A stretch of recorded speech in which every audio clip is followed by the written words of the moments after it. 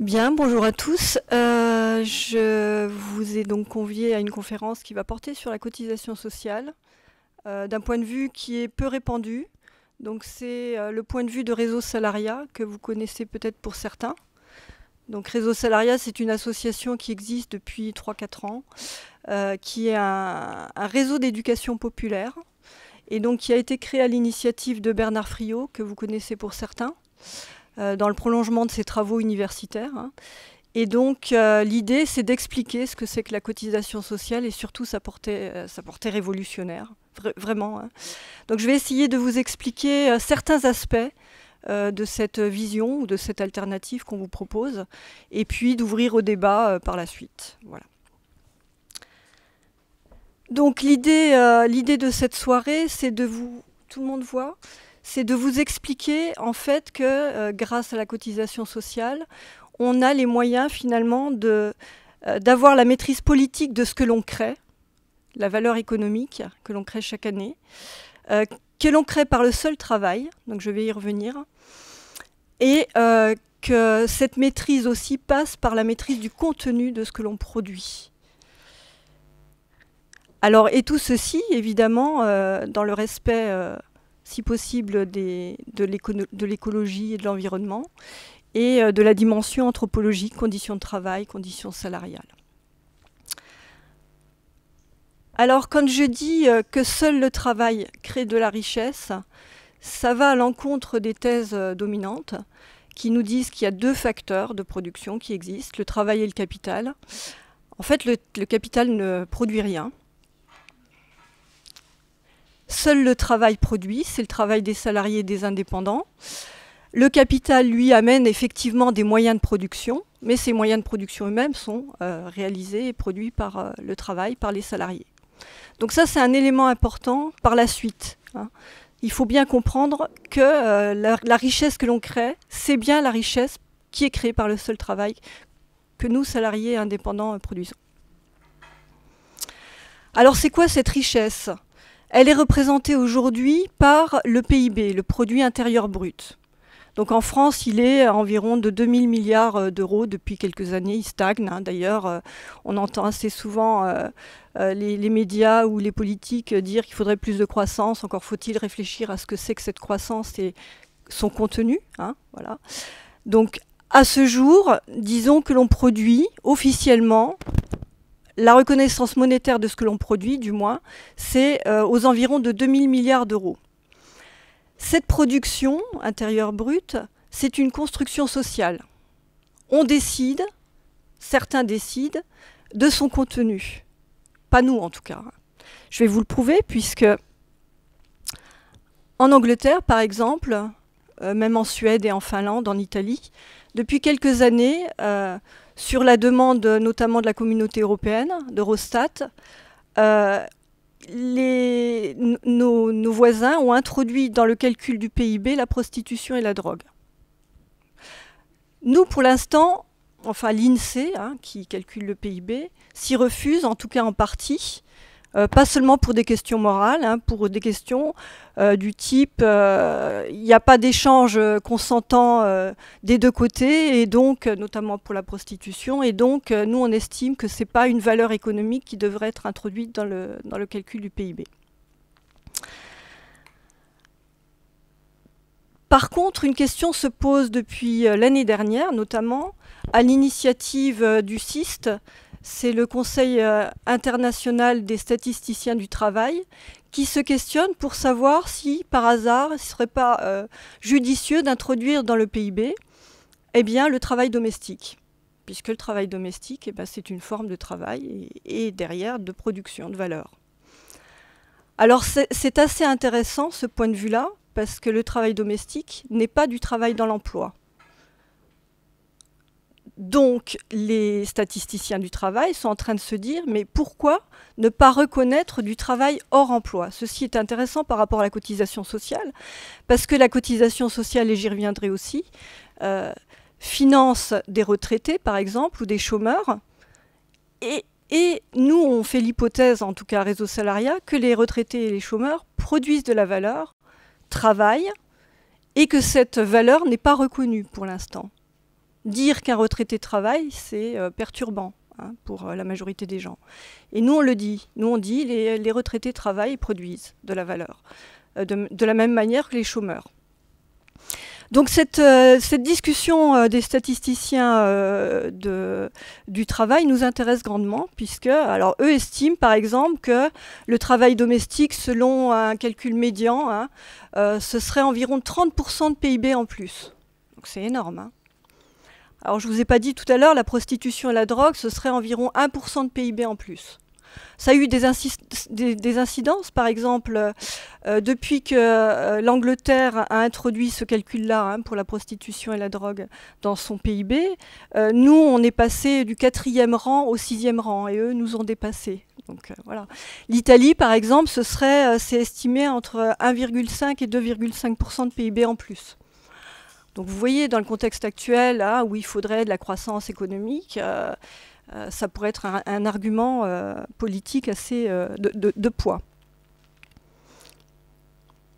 Alors il y a eu aussi, en 1976, une autre discussion sur l'initiative de l'ONU, cette fois, qui a dit, mais le PIB, jusqu'à présent, on le calcule seulement dans le domaine marchand.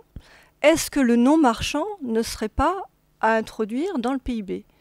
Est-ce que les fonctionnaires travaillent et produisent? Alors pourquoi l'ONU s'est posé cette question-là? Parce que dans certains pays, notamment aux États-Unis, prenons la santé par exemple, ou un bout de l'éducation, c'est privé.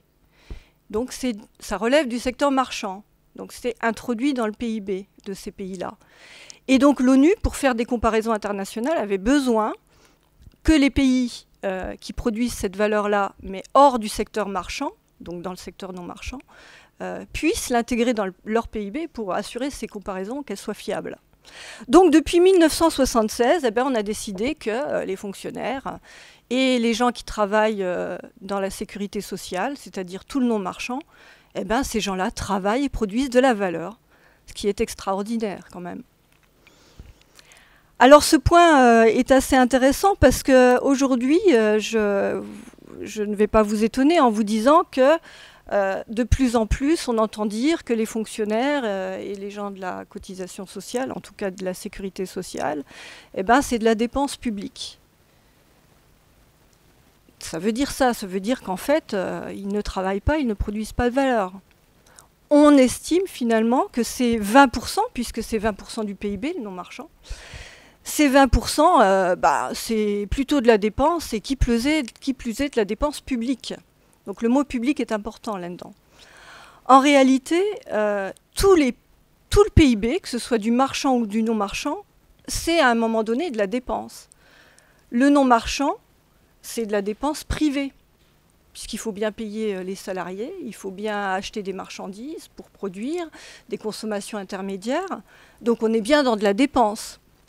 Au même titre que les fonctionnaires, il faut bien les payer, il faut bien acheter les fournitures, les ordinateurs, etc. C'est de la dépense, bien évidemment.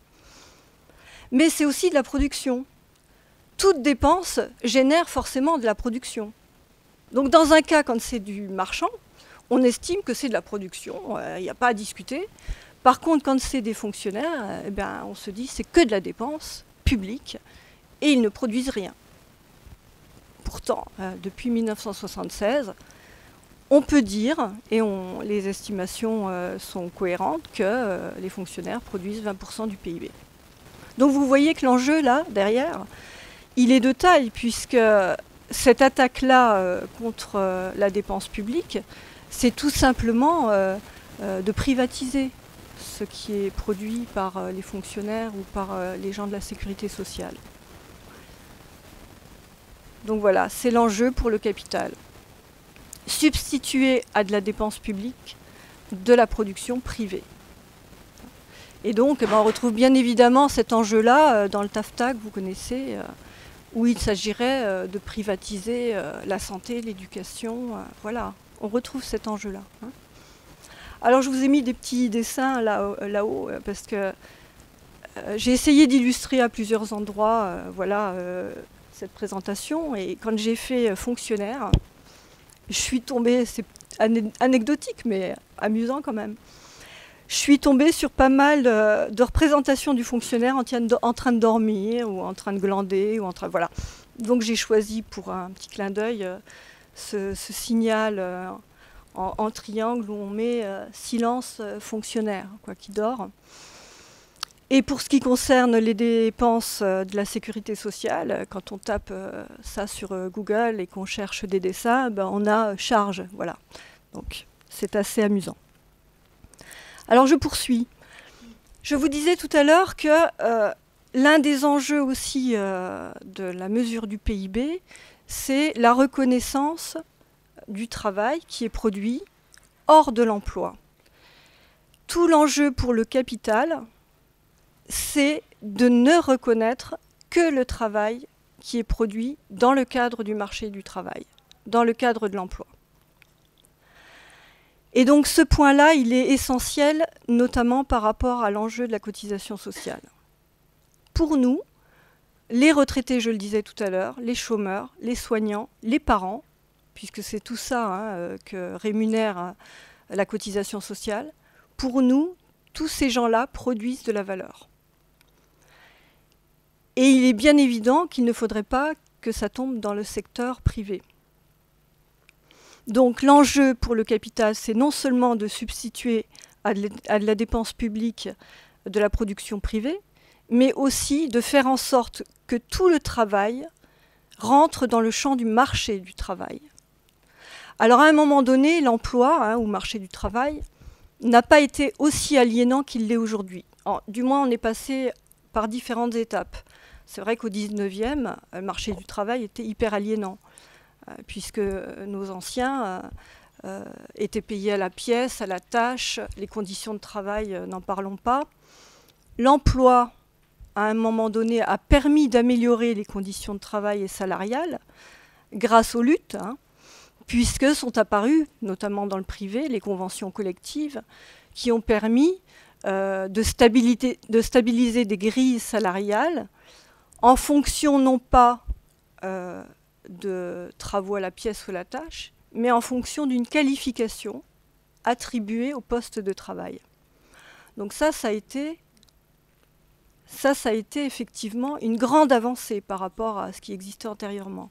Les conventions collectives sont le début d'une émancipation pour les salariés du secteur privé. Pour le secteur public, c'est encore mieux, puisque la qualification, elle existe aussi, mais elle est un cran au-delà du secteur privé, puisque c'est le fonctionnaire qui possède cette qualification. Elle lui est attribuée à lui personnellement. Et lorsqu'il a une mobilité, il garde cette qualification. C'est une qualification personnelle. Ce que n'a pas le salarié du secteur privé. Le salarié du secteur privé, lorsqu'il perd son emploi, son poste, il perd sa qualification professionnelle. C'est d'ailleurs pourquoi le patronat a tellement insisté pour que vienne au jour l'offre raisonnable d'emploi. Vous savez, c'était en 2009, d'ailleurs c'est le cas aujourd'hui, le chômeur, il est tenu d'accepter au bout de 3 offres, une offre qui serait d'un niveau de qualification inférieur à celui qu'il avait connu antérieurement. Ça, le fonctionnaire ne peut pas connaître, puisqu'il n'est que dans une évolution ascendante. Donc, quoi qu'il fasse, où qu'il aille, il garde son grade, c'est ça sa qualification personnelle, il garde son grade et il la transporte où il le souhaite, où il veut. Donc, tout l'enjeu pour le capital, c'est non seulement, je le disais tout à l'heure, de substituer à de la dépense publique de la production privée, évidemment parce que derrière il y a le profit, mais aussi de transformer le travail en emploi. Et avec derrière tout cet enjeu-là d'aliénation. Donc quand on revendique, et c'est légitime, souvent on l'entend dans les manifs, etc., le plein emploi, on est en train de revendiquer le plein d'employeurs. C'est ça, Donc ça veut dire, on est en train de réclamer plus d'aliénation quelque part. Donc vous voyez, c'est quand même dangereux. Pourquoi ne pas imaginer du travail hors de l'emploi? Donc c'est ce qu'on va vous montrer encore une fois avec la cotisation sociale. C'est ce qu'elle a permis de montrer en fait. Je poursuis. Une autre façon de représenter le PIB, donc je vous l'ai présenté pour l'instant du point de vue de la production marchande ou production non marchande, d'accord ? Il y a une autre façon de présenter le PIB, c'est du point de vue de son usage, de son utilisation. Donc les économistes nous le présentent sous forme d'un rectangle séparé en deux entre investissement et consommation. L'investissement en bleu, la consommation en rose. L'investissement aujourd'hui, c'est de l'ordre de 20% du PIB. Sur cet investissement-là, nous autres salariés ou indépendants, retraités, chômeurs, etc., on n'a aucun droit de regard, de moins en moins d'ailleurs. Qui possède la décision en matière d'investissement? Ce sont au mieux les entrepreneurs, au pire les actionnaires. Mais nous, salariés qui produisons pourtant toute la richesse, c'est ce que je disais en introduction, on produit, nous, les 2000 milliards, on n'a aucun droit de regard sur la décision prise en matière d'investissement, ni même de consommation. On l'a subi quelque part. Quand on va dans les magasins et qu'on voit dans les rayons des yaourts à n'en plus finir avec des produits chimiques dessus, etc. Voilà, on ne maîtrise rien de tout ça. On subit quelque part ces choix-là qui nous sont imposés, qui sont décidés par d'autres. Donc encore une fois, on verra que la cotisation sociale peut nous montrer une alternative pour décider de ce que l'on veut consommer et surtout de ce que l'on veut investir. Voilà, l'enjeu du capital, c'est aussi de la maîtrise de la décision, évidemment, dans l'optique de faire de la survaleur, du profit, puisque c'est ça le moteur du capitalisme. Alors aujourd'hui, les opposants aux réformes et à tout ça, donc je pense aux partis de gauche, aux syndicats de gauche, voilà, donc sont sur une revendication qui n'est pas la maîtrise du PIB, la maîtrise du travail, la maîtrise des conditions pour produire et pour investir, mais ils sont plutôt sur le registre de mieux répartir les revenus, de déplacer le curseur, en quelque sorte, du PIB. Alors, ils n'ont pas tort. Le curseur, c'est-à-dire la répartition entre ce qui va aux salariés, le salaire, d'accord, la cotisation sociale, que j'ai représentée en rouge, et le profit. Donc, pour les opposants aux réformes, rétrogrades, contre-réformes, devrait-on dire, c'est de déplacer le curseur entre salaire, cotisation sociale, c'est-à-dire la masse salariale, aujourd'hui c'est 60% du PIB, et le profit, donc qui est à peu près de l'ordre de 40% du PIB. Pourquoi ils sont là-dessus? Parce qu'en 30 ans, on a perdu 10 points entre la masse salariale et le profit. Donc ça, c'est une réalité. Donc il y a 30 ans de cela, 30-35 ans de cela, les 2000 milliards, ils n'étaient pas répartis comme aujourd'hui entre 60% pour les salariés et la cotisation sociale et 40% pour le profit, mais entre 70% de masse salariale et 30% pour le profit.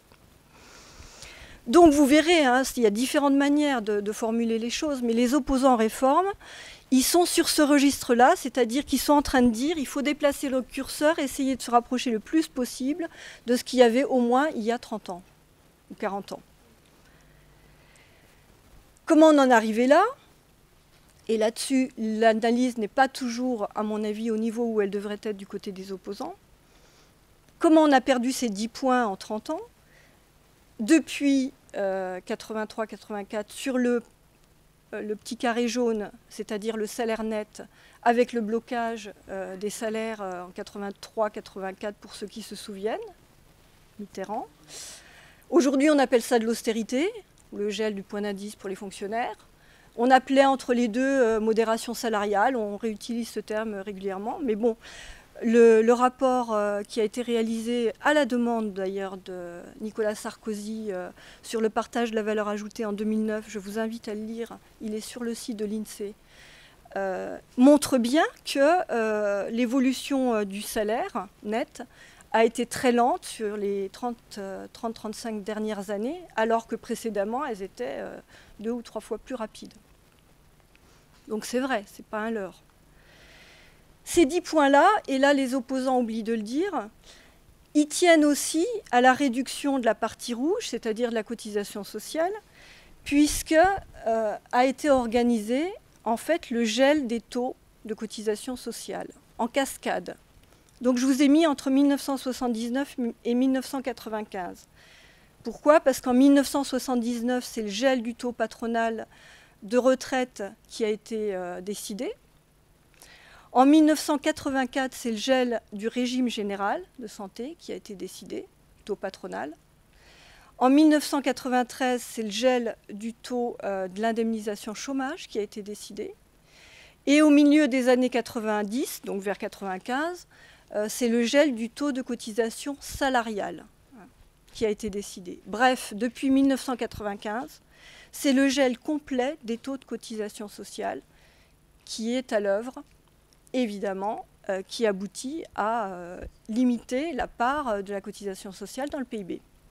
Donc, attaque virulente que ne dénoncent jamais les opposants, malheureusement, aux réformes, ou très rarement. Donc, c'est un déficit structurel programmé. Quand on parle du trou de la sécurité sociale, on oublie de dire souvent que c'est tout simplement une décision politique. Ce n'est pas fatal, ce n'est pas une fatalité, c'est une décision politique, décidée sciemment. Et donc, pour faire contrepoids à ce gel des cotisations sociales, des taux de cotisation sociale, Rocard a décidé en 1991 de fiscaliser la sécurité sociale. Donc, il a créé la CSG, 91-92. Elle a été mise en œuvre en 1992.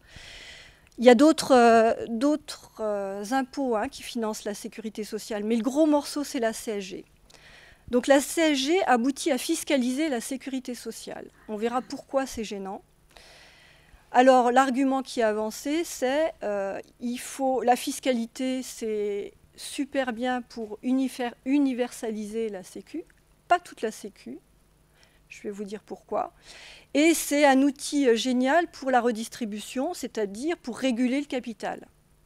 Parce que le capital crée des injustices, et donc pour réguler les injustices du capital, on a la possibilité de le corriger, voilà, en redistribuant de la valeur entre le capital et le travail, en résumé. Alors l'universalisation de la Sécu, ce n'est pas l'universalisation de toute la Sécu dans l'esprit des réformateurs. C'est la fiscalisation de 2 branches de la Sécu, la santé et la famille. Pourquoi? Parce que les réformateurs disent, ils argumentent là-dessus en disant c'est injuste de tomber malade, il n'y a pas de raison, tout le monde a droit à la Sécu pour se soigner, on ne mérite pas de tomber malade en gros, et donc si on est malade, il faut que tout le monde puisse se soigner à égalité. Alors c'est plus ou moins vrai, parce que pour finir, ils ont malgré tout fractionné le régime de santé, puisqu'ils ont créé la CMU. Donc il y a 2 vitesses finalement. Il y a la vitesse pour les pauvres, c'est la CMU, fiscalisée par la CSG, et le régime général financé par la cotisation sociale pour les autres. Donc on a 2 étages. Ce n'est pas tout à fait universel finalement. Les pauvres, quand même. Alors ça, c'est les risques dits universels. Pas tant que ça, mais quand même dits universels. Vous ferez attention, la rhétorique qui est utilisée, c'est celle-là.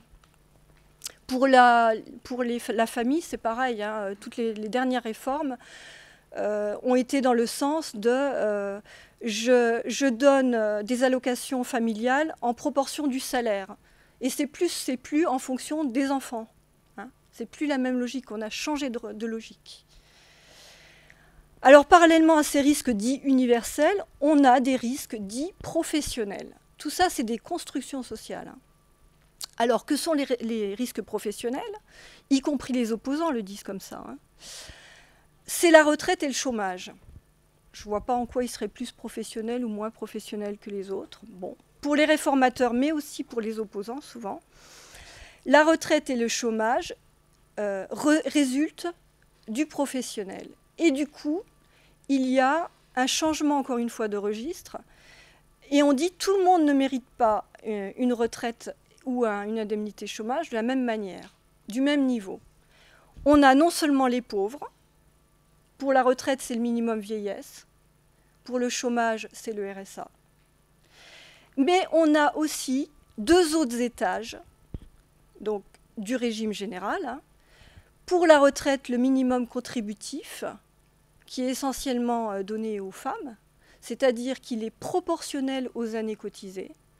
Donc le minimum contributif prend en compte les années cotisées dans l'emploi. C'est pour ça que j'insistais tout à l'heure sur la question de l'emploi. On ne considère pas, je reprends l'exemple des femmes, qu'elles travaillent hors de l'emploi. Quand elles élèvent leurs enfants, elles ne travaillent pas. Donc on ne les rémunère pour leur pension qu'à hauteur de leur temps passé dans le travail. C'est le minimum contributif, au moins 15 ans, d'accord ? Et pour ceux qui ont travaillé à taux plein, essentiellement les hommes, eh bien c'est le 3e étage, régime général aussi, enfin régime financé par la cotisation sociale, et eux méritent le top. Donc vous voyez que là, il y a une logique du mérite quelque part. Tu as cotisé, tu mérites, c'est le 2 et 3. Tu n'as pas cotisé, c'est le RSA ou le minimum vieillesse, c'est le 1. D'accord ? Et tu as plus ou moins cotisé. Alors, si tu n'as pas beaucoup cotisé, c'est le 2, mais tu as quand même un peu cotisé, donc tu n'as pas droit au minimum vieillesse ou RSA, tu as droit à plus. Et si tu as beaucoup cotisé, alors là, à ce moment-là, c'est le 3, tu es au top. Vous voyez la logique ? Donc, on a fractionné la population en 3 niveaux. Ce n'était pas le cas il y a 30 ans. Hein. Et pour la santé, les parents et la famille, on a fractionné la population en 2. Alors, il y a une autre grosse réforme qui a été prise en 1967 par rapport à la sécurité sociale. C'est les ordonnances de 67. Vous voyez, on a pris des gros moyens pour faire passer les réformes. On est passé par des ordonnances, donc pas de négociation possible. Donc, on a séparé les branches de la sécurité sociale qui avant étaient unifiées. Et comme ça, on a la possibilité de traiter la santé et la famille d'un côté, la retraite et le chômage de l'autre. Aujourd'hui, ça ne nous surprend pas, et pourtant, en 67, c'était unifié. Il y avait un seul régime pour l'ensemble des risques, entre guillemets, sauf pour le chômage. Le chômage a été créé en 1958. Au départ, il était prévu, le Conseil national de résistance avait prévu de le créer en même temps que les autres caisses. Sauf que pour des questions budgétaires, et puis il y avait peu de chômage au sortir de la guerre, ils ont décidé de reporter le moment de la création de la caisse UNEDIC, donc qui a été créée seulement en 1958. Mais initialement, la Sécu était un tout homogène, hein, donc c'était une seule caisse unique. On la sépare en 67 et on prend une autre décision importante. On décide que les caisses ne seraient plus gérées aux 3/4 par les salariés ou leurs représentants et 1/4 par le patronat, mais pour la moitié par les représentants des salariés et la moitié par les représentants du patronat. Donc strict paritarisme. Il suffit qu'il y ait un syndicat qui se rallie au patronat pour que la décision du patronat soit enlevée. C'est le cas, c'est ce qui s'est produit. Jusque dans les années 90, c'était FO, qui était allié du patronat, du CNPF à l'époque. Et depuis les années 90, c'est la CFDT qui s'allie, on le voit par exemple dans les dernières conventions UNEDIC, avec le patronat. Voilà. Donc, ce n'est plus les représentants des salariés qui décident des choix en matière de caisse de sécurité sociale. Donc ça, c'est des décisions fondamentales, puisque c'est à partir de là, finalement, que tout a été possible, tout ce que je vous ai dit juste avant a été possible, fractionner la Sécu, geler les taux, etc. Et en 1995, Juppé en a rajouté une couche, c'est-à-dire que les dirigeants des caisses de Sécu étaient élus jusque-là, et en 1995-96, Juppé a décidé qu'ils seraient désignés, nommés par le gouvernement. Donc c'est ce qui se passe maintenant. Et que, pour ce qui concerne en tout cas la santé, ce soit l'État qui décide de la totalité des choses. Donc en mettant en place les conventions d'objectifs, ce qu'on appelle l'ONDAM.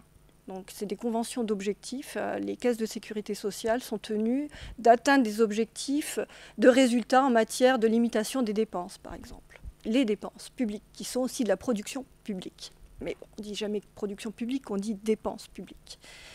Donc vous voyez, hein, les attaques contre la sécurité sociale et contre le salaire ont été extrêmement virulentes. Quand les opposants, du coup, disent « moins 10 points, il faudrait rattraper ça », ils n'ont pas tort. Mais c'est seulement déplacer le curseur. D'accord ? C'est seulement déplacer le curseur. Alors les opposants, eh bien, aux réformes, ils vont dire il faut plus de solidarité quand ils parlent de la sécurité sociale. Plus de solidarité professionnelle. Alors là, ça devient un piège. Parce que c'est-à-dire que si on n'est pas dans le professionnel, femme au foyer, par exemple, on ne rentre pas dans le discours des opposants. Ça veut dire aussi que pour les opposants, seul le travail dans l'emploi compte. Ce qui est ennuyeux. On entend aussi dire plus de pouvoir d'achat. Et donc là, on se positionne du côté du consommateur. Au lieu de dire plus de salaire, par exemple, ce serait quand même mieux. On dit plus de pouvoir d'achat. On est en train de dire qu'on veut plus consommer.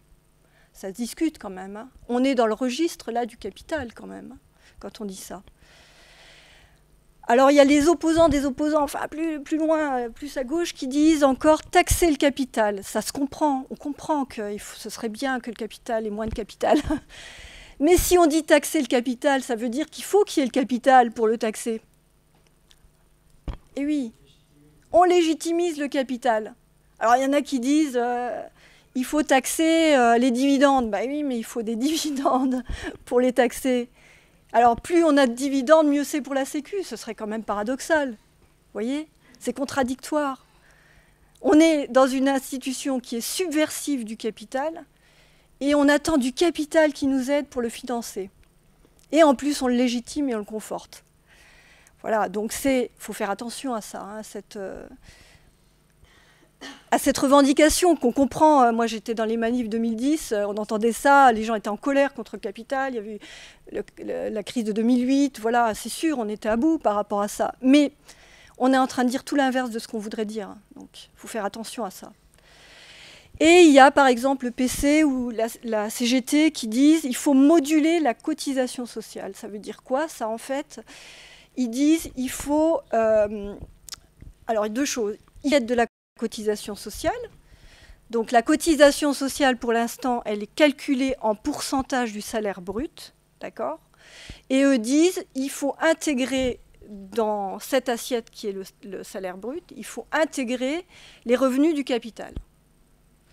Et comme ça, quand on applique le pourcentage, eh ben, on aura plus de cotisations. Sauf qu'on légitime encore une fois le capital. C'est exactement pareil que de taxer le capital. Et ils disent un autre truc, ils disent il faut moduler la cotisation sociale. Alors ils font le constat que y a des entreprises qui recrutent des personnes sans les qualifier ou sans niveau de qualification et sans bien les payer sur des emplois précaires. Et cela, il faut les sanctionner pour la CGT. La CGT dit, dans ce cas-là, il faut que le taux de cotisation sociale soit plus élevé. Et ils disent l'inverse pour les entreprises vertueuses. Ils disent, pour elles, il faut que le taux de cotisation sociale soit plus petit.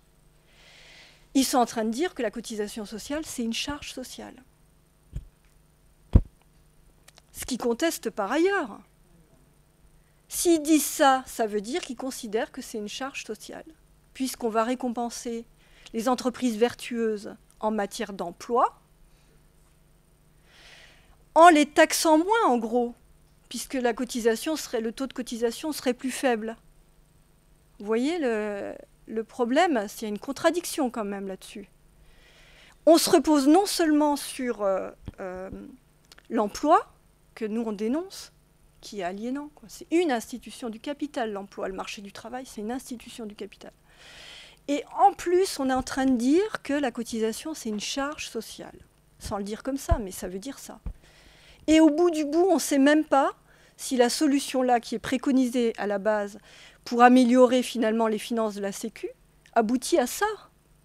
Puisque ce n'est pas le but finalement de la revendication. La revendication, c'est de régler ses comptes avec le capital. Donc ce n'est pas du tout dans l'optique d'augmenter les caisses de Sécu. Rien ne garantit qu'en modulant la cotisation sociale, on arrive à remplir le trou de la Sécu. Rien. C'est parce que ce n'est pas le but réel. Voilà. Je vous dis ça d'autant plus à l'aise que je suis à la CGT, comme ça, les choses seront claires. Je me bats avec eux pour ça. Alors par contre, la cotisation sociale, et j'y viens, voilà, nous présente une expérience émancipatrice par rapport à tout ça. Alors déjà, l'expérience historiquement de la Sécu, c'était, je vous le disais, 3/4 des salariés qui la géraient et 1/4 pour le patronat. Donc en fait, la décision était toujours enlevée par les salariés ou leurs représentants. Donc il faut tirer les enseignements de ça. D'accord ? Donc on se met ça dans le coin d'une tête. Après, je vais vous expliquer de façon plus précise comment elle fonctionne et pourquoi le fait qu'elle passe par la répartition primaire du PIB nous montre un chemin vraiment révolutionnaire. Ça va ? Allez, la répartition primaire. Alors, comment fonctionne la cotisation sociale ? Je vais, si c'est pas clair, vous m'arrêtez. Imaginons une entreprise. Bon, elle vend ses marchandises, elle fait du chiffre d'affaires. D'accord ? Donc c'est le prix de vente multiplié par le nombre de produits qu'elle a vendus. Qu'est-ce qu'elle fait avec ce chiffre d'affaires à son échelle ? Elle paye tous ses fournisseurs. Ça s'appelle les consommations intermédiaires. Donc toutes les matières premières qui sont rentrées dans le processus de production. Elle paye les salaires nets de ses salariés. Bon, jusque-là, ça va. Bulletin de paye. Elle paye ses cotisations sociales. Alors, comment elle fait ? Elle calcule 40% environ, c'est de moins en moins ça, mais bon, 40% du salaire brut. C'est un mode de calcul. Ce n'est qu'un mode de calcul. On aurait très bien pu décider d'appliquer ces 40% au salaire net ou à toute autre valeur. C'est ce que j'écris là d'ailleurs. Le salaire brut, c'est une construction. Alors le salaire brut, c'est quoi ? C'est le salaire net plus la cotisation salariale. On aurait très bien pu dire les 40% ou 45%, je les applique sur le salaire net. Ce qu'il faut surtout comprendre dans l'affaire, c'est que les cotisations sociales, au même titre que le salaire net, sont prises directement du chiffre d'affaires de l'entreprise. Elles ne sont pas prises du salaire, contrairement à ce qu'on entend dire. Tout le monde croit que c'est un coût du travail qui est pris sur le salaire, que ça vient en diminution du salaire. C'est vrai pour les cotisations salariales, mais certainement pas pour les cotisations patronales, qui sont l'essentiel de la cotisation sociale. La cotisation sociale, elle est divisée en 2 morceaux. C'est dommage.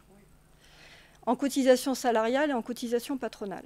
Cotisation patronale, c'est à peu près 80%, 70% de l'ensemble de la cotisation sociale.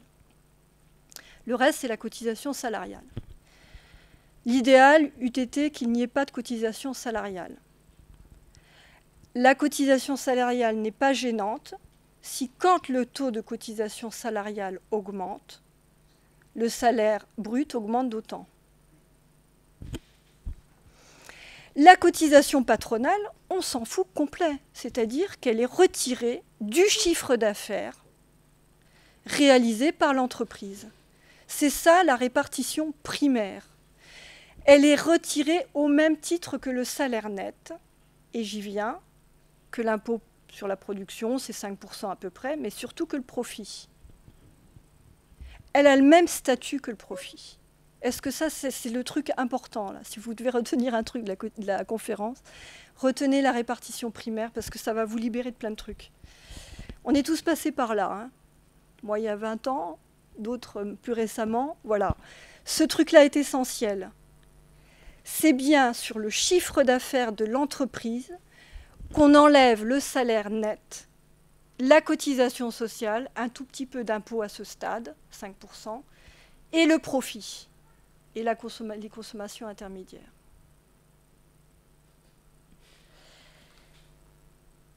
Et donc, tous ces éléments-là, hormis les consommations intermédiaires, c'est la valeur ajoutée, c'est-à-dire le surplus de production réalisé l'année N.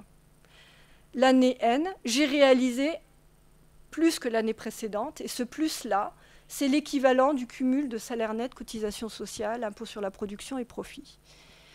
Pourquoi on n'intègre pas les consommations intermédiaires? Parce qu'elles ont déjà été produites l'année précédente. Hein, les matières premières, etc., ont déjà été produites l'année précédente. D'accord? Donc ça n'entre pas dans la nouvelle valeur créée cette année. Par contre, le reste, oui. Ce que je veux dire par là, c'est que par rapport à la cotisation sociale, c'est que l'entreprise n'est qu'une boîte aux lettres. Ce n'est qu'une boîte aux lettres pour l'URSSAF, pour alimenter les caisses de la sécurité sociale. C'est une boîte aux lettres, rien de plus. Elle fait son chiffre d'affaires. Quand je dis l'entreprise, c'est les salariés qui produisent. Hein. Son chiffre d'affaires, on le décompose, hop, elle verse les salaires nets, elle verse la cotisation aux caisses d'URSSAF, et le reste, c'est le profit. D'accord? Donc ça, c'est important. Retenez ça, vraiment. Imaginons cette situation pour une entreprise, puisque évidemment, on est un pays, donc il y en a plein d'entreprises qui produisent. Voilà, c'est la valeur ajoutée du secteur marchand. Je vous ai illustré par plusieurs types d'entreprises qui font la même chose. À ça, on ajoute, ce que je vous disais tout à l'heure, la valeur ajoutée du non-marchand, donc ce que produisent les fonctionnaires et les gens des caisses de sécurité sociale. Et tout ça, ça nous donne la valeur ajoutée dont je vous parlais tout à l'heure, ou le PIB, si vous préférez, de 2000 milliards d'euros pour l'année, pour cette année à peu près, un petit peu plus cette année. Bon. C'est ça le PIB.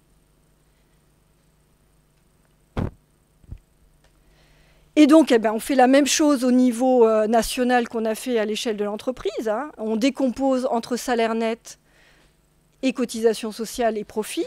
Donc salaire 1200 milliards d'euros, excusez-moi. Cotisation sociale pour l'ensemble du pays, 400 milliards d'euros, c'est énorme. C'est pas rien, quoi. Qui vont à l'URSSAF. Et 400 milliards pour le profit, c'est ce qui reste. Donc ça, c'est la répartition primaire. Première, il faut comprendre première. Alors pourquoi c'est important ça? Parce que le mot cotisation patronale n'a aucun sens. C'est pas du tout patronal.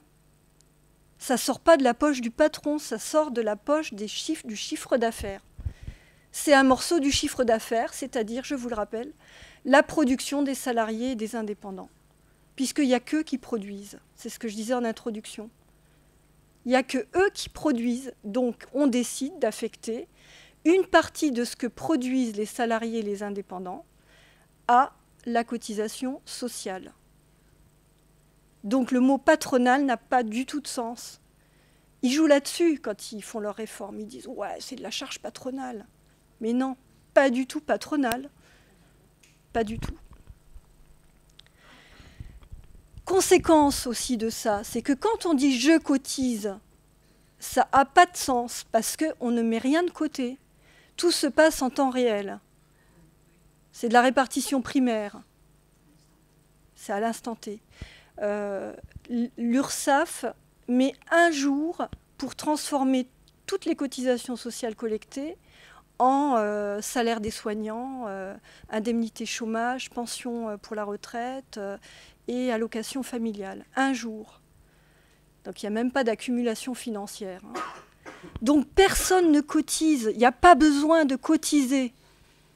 Et donc quand ils nous disent, pardon, plus je cotise, plus j'ai droit, c'est encore pire. Ils nous ont augmenté la durée de cotisation à 43 ans. Là, pour les retraites, il n'y a pas longtemps, en 2010. Et ils veulent continuer. Hein. Quand il y aura Juppé, etc. au pouvoir, ça sera pareil. Il l'a déjà annoncé d'ailleurs.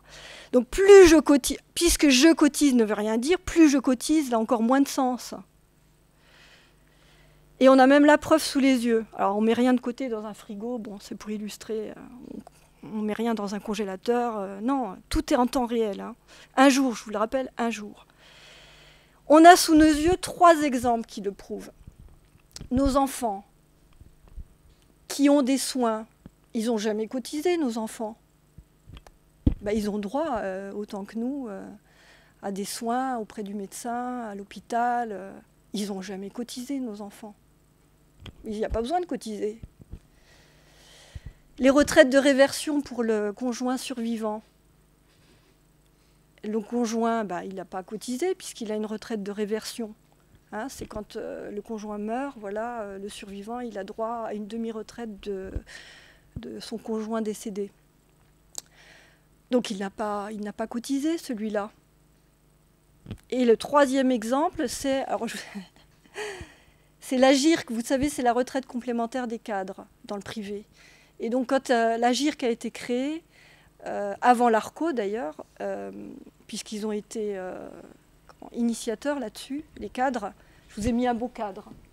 Je vous ai mis Marx en cadre. Je n'ai pas trouvé de cadre en représentation, je me suis dit je vais mettre un cadre. Donc quand l'AGIRC a été créée, les premiers cadres qui ont bénéficié de cette retraite complémentaire n'avaient jamais cotisé, puisque tout est en temps réel. Donc il faut vraiment se mettre ça dans la tête. Donc il n'y a pas besoin d'avoir cotisé encore moins longtemps, d'avoir cotisé longtemps pour avoir droit à une retraite, une indemnité chômage, un salaire socialisé. Voilà pourquoi, parce que c'est de la répartition primaire. On a décidé d'affecter aujourd'hui 20% du PIB à la cotisation sociale. On pourrait décider d'en affecter plus. Hein. C'est ce qu'on va préconiser, nous, à Réseau Salariat. Vous allez voir. Alors, la fiscalité ne fonctionne pas de la même manière. La fiscalité, elle n'est pas dans la répartition primaire, hormis la petite partie d'impôt sur la production, c'est 5% du PIB, c'est assez négligeable, puisque, en gros, la fiscalité, elle représente 30% du PIB aujourd'hui. Bon. Pourquoi ce n'est pas du tout comparable? Parce que la fiscalité, c'est de la répartition secondaire. C'est-à-dire qu'une fois qu'on a réparti entre salaire net, cotisation sociale et profit, c'est seulement à ce moment-là qu'on va prendre l'impôt, que ce soit la TVA, l'impôt sur les revenus, l'impôt sur le capital, etc. D'accord ? Donc c'est une fois qu'il y a eu cette première répartition primaire que les choses ont été faites, que la fiscalité intervient. Pourquoi ? Parce que la fiscalité n'est pas là pour remettre en cause le système capitaliste, elle est là pour le corriger. Donc elle va venir dans un deuxième temps, quand vous payez vos marchandises, la TVA, quand vous payez vos impôts sur le revenu, donc vous avez déjà eu votre salaire, elle vient dans un deuxième temps, elle ne remet pas en cause le système capitaliste, elle peut éventuellement le corriger ou le renforcer. On l'a vu par exemple, la taxe sur le capital, elle serait là. Voilà, donc c'est ce que je viens de dire, ça s'appuie sur le capital et sur le marché du travail, puisqu'il faut qu'il y ait eu production dans l'emploi, hein, pour qu'il y ait une décision d'affectation de la fiscalité. Donc vous voyez que la cotisation sociale ne fonctionne pas du tout comme la fiscalité, et que c'est là vraiment tout son enjeu, toute sa subversion est là en fait. Alors pourquoi ? Je vais aller un peu plus loin. Donc je reprends mon schéma de tout à l'heure. Ça paraît confus comme ça. Hein. Alors, je reprends la partie verte. Donc, j'en étais à la répartition primaire. Donc, je viens de vous expliquer ce que c'est que la répartition primaire et l'enjeu qu'il y a derrière. Et qu'on n'est pas dans de la redistribution comme avec la fiscalité. On retrouve notre PIB. La partie en rouge, c'est la cotisation sociale. À quoi sert la cotisation sociale ?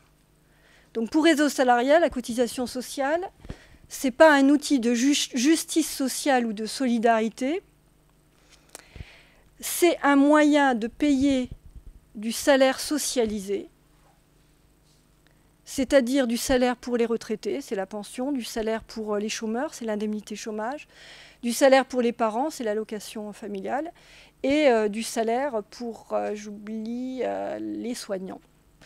Pour les soignants, les médecins, infirmières, etc. C'est du salaire socialisé. On a une caisse de salaire quelque part, la cotisation sociale est dans des caisses de sécurité sociale, et ces caisses de sécurité sociale présentent quelque part les formes d'une caisse de salaire pour ces parents, soignants, etc. Et ce n'est pas seulement ça la cotisation sociale, c'est aussi un moyen d'investir la cotisation sociale, c'est elle qui a permis la création des CHU.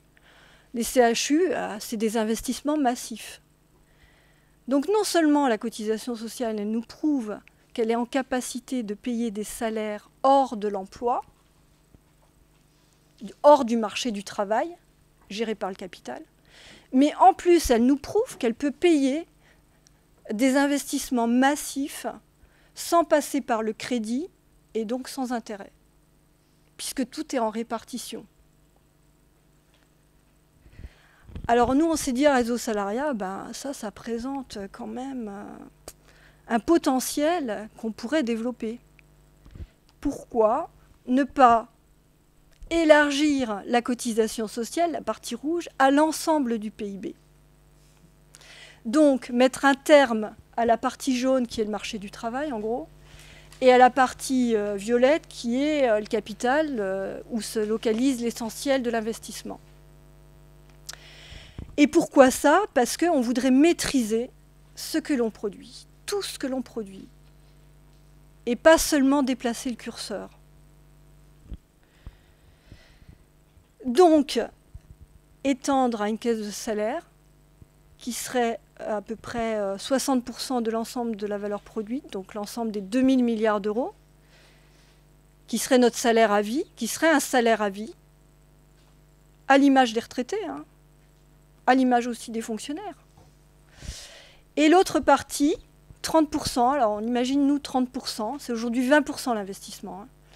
Donc 30% qui serait affecté à l'investissement, pas seulement à l'investissement, on a prévu aussi une partie qui serait du service public. Et donc il faudrait financer le fonctionnement du service public. Donc on propose de mettre 10 points de PIB au service public, 15 points aux caisses d'investissement, et une partie qui serait gardée dans l'entreprise comme autofinancement, comme ça existe aujourd'hui déjà, hein, et ça à hauteur de 15%. Voilà, vous me suivez? Alors, je peux aller plus loin, je ne sais pas quelle heure il est. 8h moins 10. Est-ce que vous voulez... voilà, moi j'ai prévu de développer encore derrière la partie investissement. Hein? Donc j'ai 40 minutes. Donc je peux y aller, ça veut dire? Oui, ça va? Donc, je vais vous développer un petit peu plus ce que c'est que ce projet, plutôt sur les caisses d'investissement, moins sur les caisses de salaire, parce que bon, ça serait très long. Et je pense que sur les caisses de salaire, ça se comprend mieux, puisqu'on a déjà des modèles sous les yeux avec nos médecins, nos retraités, nos chômeurs, etc. Le plus dur peut-être dans l'affaire, là, à comprendre, ou à intégrer, c'est que tous ces gens-là produisent de la valeur. Parce qu'on est tellement dans le schéma qu'on ne produit que dans l'emploi, on a du mal à penser que tous ces gens-là produisent bien de la valeur, et ce qui est vraiment le cas. Je vais plutôt me focaliser sur les caisses d'investissement, qui est en pleine réflexion à Réseau Salariat, parce qu'on est en train de creuser cette affaire-là, qui n'est pas simple. Et donc, c'est dans l'état actuel de nos réflexions. Une brochure devrait sortir sur le sujet dans pas longtemps, je pense, dans quelques mois, en détaillant un petit peu plus ce que je vais vous dire maintenant. Ah, j'ai oublié de vous dire évidemment que tout ça serait fait dans le cadre d'une décision démocratique, contrairement à ce qui est fait aujourd'hui, puisque le but de notre projet, c'est de donner la voix aux producteurs que nous sommes tous. Je vais aussi y revenir. Alors donc l'investissement. Comment ça fonctionnerait? Déjà, comment ça fonctionne aujourd'hui? Donc, je vous disais tout à l'heure, c'est à peu près 20% du PIB qui est consacré à l'investissement. Tout le monde reconnaît que c'est insuffisant, bah oui, puisqu'une grande partie du profit va aux dividendes aujourd'hui, qui ne sont pas de l'investissement. Donc, je reprends l'exemple de mon entreprise. Voilà, elle a produit cette année une valeur ajoutée de temps, qu'elle répartit, comme d'habitude, comme je vous l'ai dit tout à l'heure, entre salaire net, cotisation et profit. On va se focaliser donc plutôt sur la partie profit, puisque c'est là que se localise essentiellement la partie investissement. Même si ce n'est pas tout à fait le cas, bon, il peut y avoir des salariés qui investissent. Voilà. Bon, mais l'essentiel, c'est dans la partie violette, on va dire. Alors, que fait-elle avec cette partie profit? Elle paye comme nous autres salariés des impôts sur les revenus du capital, qui vont à l'État, qui vont financer les fameuses dépenses publiques. Elle a une partie en autofinancement et la partie qui va aux dividendes. Donc c'est cette partie-là qui a explosé au cours des dernières années, puisque je crois qu'aujourd'hui on est à hauteur de 1100 milliards d'euros de dividendes dans le monde. Ces dividendes sont versés à des actionnaires qu'on qualifie, nous, à Réseau Salariat, de propriétaires lucratifs. Pourquoi? Parce que ce sont des gens qui possèdent une partie de l'entreprise, donc ils sont propriétaires, c'est eux les décideurs finalement. Hein. Et lucratifs, pourquoi? Évidemment, ils prennent un intérêt à chaque fois en se servant sur le dos des salariés qui ont produit la valeur. Imaginons que notre entreprise ait besoin d'investir. Elle envisage d'acheter une machine, voilà, à hauteur de 100 000 €. Et elle a calculé que sur les années à venir, les 5 années à venir, ça générerait environ 1 million d'euros étalés sur 5 ans. Comment procède-t-elle? Elle regarde son autofinancement, elle estime que c'est suffisant, donc elle va piocher dedans, d'accord? Elle va financer son investissement. L'année suivante, elle va faire une production supplémentaire. Hein, ça va augmenter de 200 000 €. J'ai divisé par 5. Voilà. Elle va augmenter donc sa nouvelle valeur de 200 000 €. Voilà. Donc elle paye aussi sur ces 200 000 supplémentaires de l'impôt. Elle va avoir de nouveau de l'autofinancement possible. Elle va payer de nouveau des dividendes. Et sur les 5 années qui viennent, voilà, ça va donner une valeur produite augmentée, voilà, d'1 million, selon ses prévisions, qui vont financer de l'impôt, qui vont financer ses propres investissements et les dividendes de ses actionnaires. Imaginons que son autofinancement ne suffise pas. Elle se pose la question de où trouver ces 100 000 €. Ce qui est un comble, parce qu'on sait très bien que ces 100 000 €, ils existent quelque part, sauf qu'elle ne sait pas où. Dans un système idéal, on pourrait dire je vais les emprunter parce que je sais qu'un tel les a quelque part, voilà, ce qui n'est pas le cas. Donc, où trouver les 100 000 €? Elle va se tourner vers ses actionnaires et puis elle va dire je vais faire une augmentation de capital. Donc, ces actionnaires apportent des nouveaux capitaux dans l'entreprise, donc ils renforcent leur pouvoir de propriété, d'accord? Et donc ils augmentent d'autant leurs dividendes. Éventuellement, elle fait appel à des nouveaux actionnaires, si elle ne trouve pas chez ses actionnaires anciens, qui eux-mêmes, du coup, vont faire appel au crédit, parce qu'ils n'ont pas toujours les sous. Ça, c'est le LBO. Le LBO, c'est le truc horrible où, en gros, les actionnaires, ils n'ont pas les sous, ils les empruntent à la banque, qui leur fait crédit, et entre-temps, ils se sucrent sur le dos des salariés. Donc c'est ce principe-là, hein, le crédit. Voilà. Donc, soit elle fait ce détour-là, elle passe par ses actionnaires, qui en général n'ont pas les sous, mais vont faire appel au crédit. La banque, évidemment, elle voit que c'est des actionnaires, elle va leur prêter. Voilà. Ou bien elle fait appel directement au crédit auprès de la banque. Donc la banque, qu'est-ce qu'elle fait? Elle regarde ce qu'elle a en coffre. Soit elle a assez, elle prête à partir de là. Ou bien elle n'a pas assez et elle demande une création monétaire auprès de la banque centrale.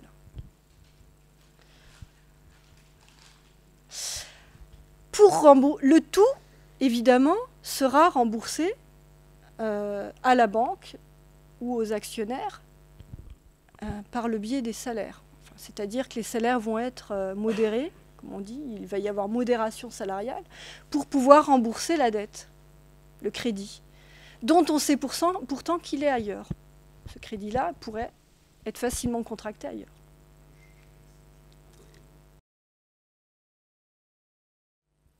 Donc, je le disais, elle paye les dividendes des actionnaire et en même temps, elle réduit les salaires ou elle modère en tout cas les augmentations salariales. Bien. Donc, on est passé par 3 intermédiaires.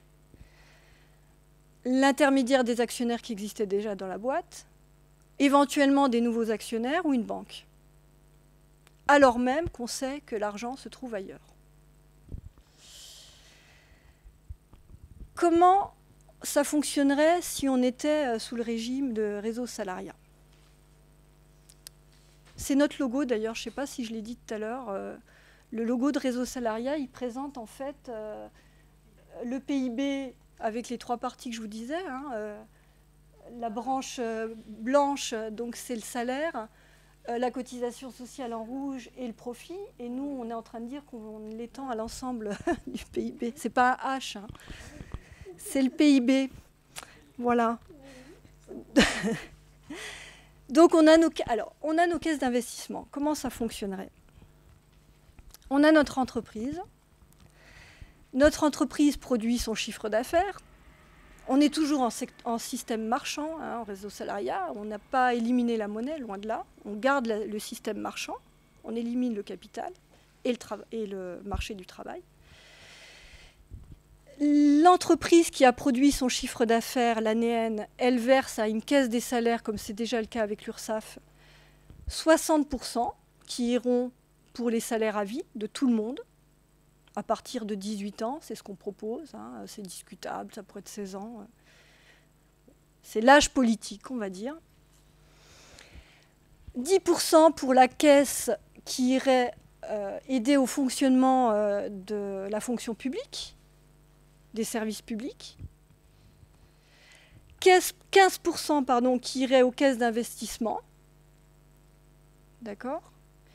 Et notre autofinancement, on estime que l'entreprise pourrait garder 15% de la valeur qu'elle a produite, qu'elle a créée, pour ses propres besoins d'investissement quand ils ne sont pas énormes.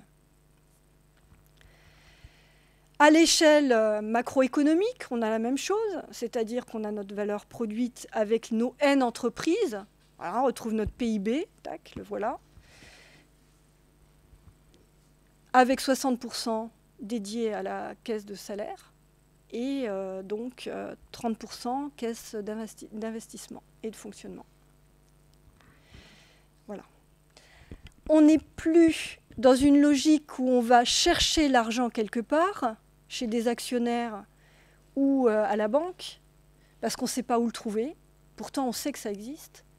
On est au contraire dans un schéma où on fait une préemption sur le PIB, où on décide de préaffecter 30% de la valeur produite chaque année à l'investissement. Vous voyez, on inverse la logique.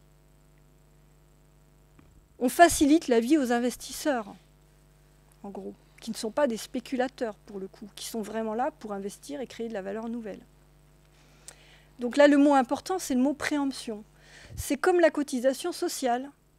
Aujourd'hui, la cotisation sociale, on a décidé, en cumulant tous les taux de cotisation, que ça faisait à peu près 20% du PIB. 20% du PIB est affecté à la cotisation sociale aujourd'hui pour financer les salaires socialisés.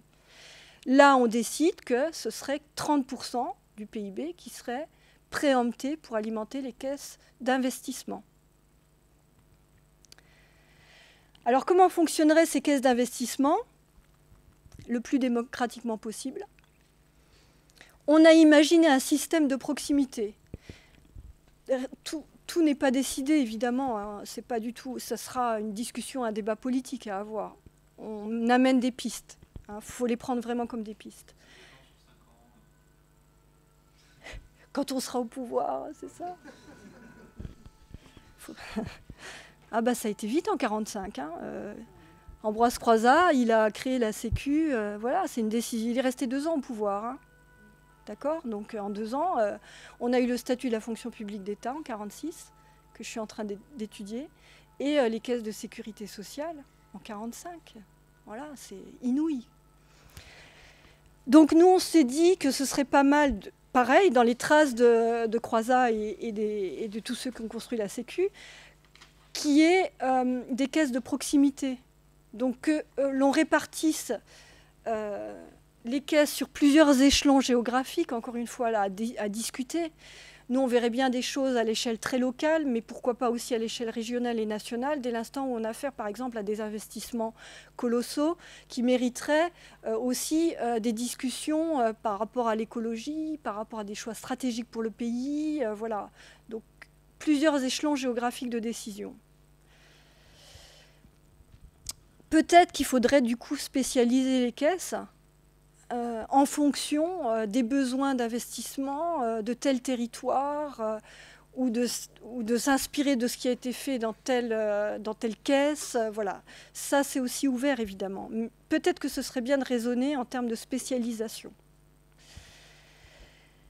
Et évidemment, l'idée, c'est que ce soit le plus démocratique possible. Et donc, dans ces caisses de sécu, comme on avait le modèle pour les caisses de sécu actuelles, imaginez qu'il y ait des décideurs qui soient des représentants des citoyens, des représentants d'associations, quand il y a des décisions qui sont prises pour... C'est ce que je disais un petit peu tout à l'heure, c'est-à-dire peut-être qu'au niveau national, il faudrait qu'il y ait des caisses qui soient plutôt... dédiés aux décisions qui ont trait, par exemple, aux orientations stratégiques du pays, aux investissements stratégiques du pays. Voilà. Que ce ne soit pas des décisions, par exemple, de proximité, qui, elles, pourraient être envoyées à des caisses locales, pour une entreprise locale. Les investissements de la SNCF, c'est peut-être plus judicieux que ce soit pris à un échelon national, par exemple. Ou des décisions relatives à l'énergie, voilà. Donc, du point de vue de la représentation, encore une fois, le modèle de la sécurité sociale, qui est des représentants des citoyens, des syndicats, des associations, évidemment des producteurs que nous sommes, les salariés, les indépendants, qui soient représentés, et sans doute à géométrie variable, selon le type de décision à prendre, là aussi. Sans doute des experts aussi, hein, vous voyez, voilà. Alors, ce qui veut dire aussi que derrière, il faudrait penser le mode de sélection. Encore une fois, la Sécu nous a montré le chemin avec le système électif. C'était génial, ça. Donc, il y avait des mandats et les gens tournaient. Donc, ça n'empêche pas le clientélisme. Il faudra être vigilant par rapport à ça, évidemment. On n'est pas dupe, quoi. Mais pourquoi pas imaginer un mode d'élection avec une durée de mandat restreinte pour éviter voilà, l'institutionnalisation des positionnements politiques et autres. Bon. Et évidemment, ce serait idéal que les gens soient formés, tout le monde, tout citoyen soit formé à la prise de décision en matière d'investissement, parce qu'on n'est pas qualifié, et ça s'apprend. Donc, des universités populaires ou des universités tout court qui formeraient à la prise de décision en matière d'investissement. Et évidemment, de décider de règles d'affectation des investissements. Et là, rentrent en jeu des critères, je disais, anthropologiques tout à l'heure, conditions de travail, conditions salariales, des règles en matière d'écologie, par exemple, des critères de ce point de vue-là, d'autres critères qui m'échappent aujourd'hui, mais donc se mettre d'accord sur certaines règles qui pourraient être un socle commun à l'ensemble des caisses, et d'autres qui seraient variables, encore une fois, selon la prise de décision et selon l'échelon géographique. Donc tout ceci, évidemment, reste ouvert au débat. C'est loin d'être arrêté. Et l'histoire nous montre qu'en général, c'est en marchant que les choses se construisent. Comment la cotisation économique fonctionnerait? Donc on retrouve notre caisse. Elle serait alimentée donc, par cette fameuse cotisation économique dont je parlais tout à l'heure, les 15% du secteur marchand. Je me suis trompée, c'est 10% pour le fonctionnement des services publics, c'est pas 15%. Ça pourrait être aussi alimenté par l'épargne. Tous les salariés, tous les producteurs et même les entreprises peuvent ne pas dépenser en salaire ou en autofinancement à l'instant N leur argent. Ils font de l'épargne. L'épargne existe toujours dans notre modèle. Donc cette épargne-là, des entreprises et des particuliers, pourrait aussi alimenter les caisses de cotisation économique. À quoi serviraient donc ces caisses? À prêter de l'argent aux particuliers, comme c'est le cas aujourd'hui par les banques, sauf qu'elles se prennent un intérêt. Donc des avances remboursables qui permettraient d'anticiper leurs gros achats, comme aujourd'hui, avec, quand le particulier vient réclamer son épargne, un remboursement à hauteur de l'épargne qu'il a mise, plus le taux d'inflation, s'il y a une inflation, plus le taux de croissance économique pour qu'il rentre dans son épargne initiale. Et évidemment, ça alimenterait le fonctionnement du service public à hauteur de 10%. Et nos fameux investissements d'entreprise. Donc là, on serait dans une logique non pas de crédit, mais de subvention. Et là, ça existe aussi dans le secteur public. Le nombre d'associations qui sont subventionnées, donc qui n'ont pas à rembourser. Donc là, l'entreprise n'aurait pas à chercher des prêteurs, comme elle le fait aujourd'hui, et encore moins des prêteurs lucratifs. Elle s'adresserait à sa caisse, la caisse examinerait son investissement, la subventionnerait, et elle n'aurait pas à rembourser, comme c'est le cas aujourd'hui pour les investissements publics.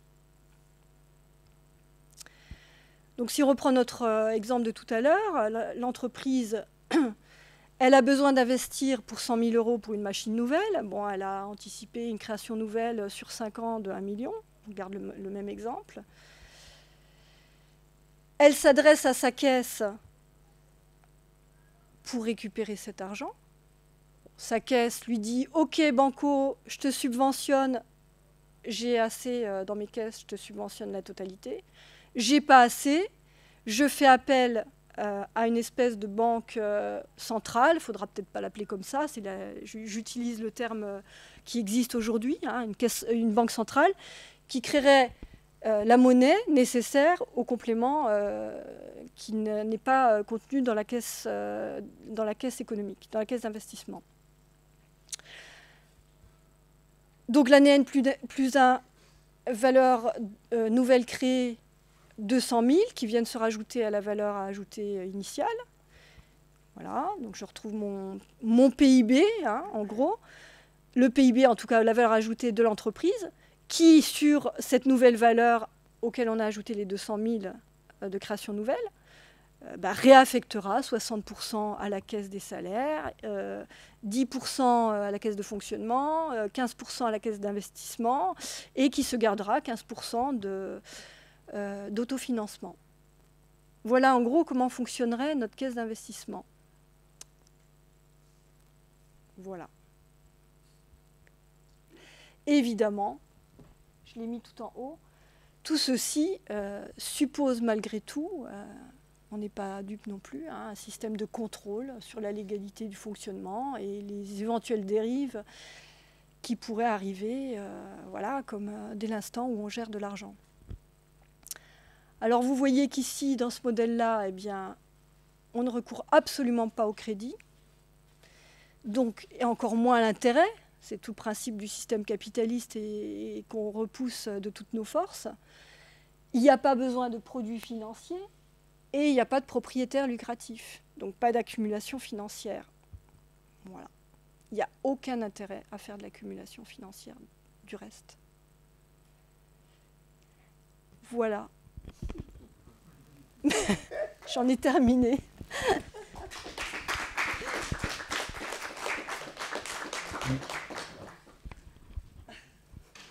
On y va, vraie question. Donc, je prends note et tu les noteras sur la vidéo. Donc, il y aura une vidéo d'ici un mois, à peu près aussi. La question qu'on retrouvera. On pourra. Alors, je fais la partie VRP. Si on... éventuellement, vous pouvez laisser vos coordonnées sur la table à la fin, qui nous permet donc d'envoyer la vidéo, de vous prévenir aussi des différents événements qu'on organise sur le département. Donc des événements essentiellement du réseau, mais il n'y a pas que le réseau, il y a aussi, comme je disais, on va faire venir Michel Étiévent pour Ambroise Croizat, Marcel Paul. Il n'est pas du réseau salarial, hein, ça toujours en même temps, mais il n'est pas du réseau salarial.